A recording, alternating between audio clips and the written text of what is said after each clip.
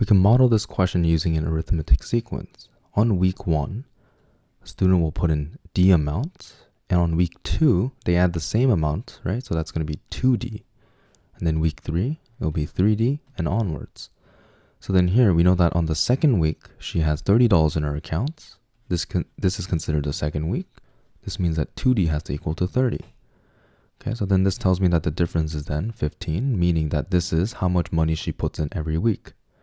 Right? And we can confirm that using this term here. The third term means week 3. Right? So 3D, is this equal to 45 when D is 15? It is. Okay, so then for the 9th week, right, we have Tn is going to be the original, the first term. So that's 15 plus n minus 1 times the difference, which is again 15. Okay, here I can actually factor 15 out to get 1 plus n minus 1.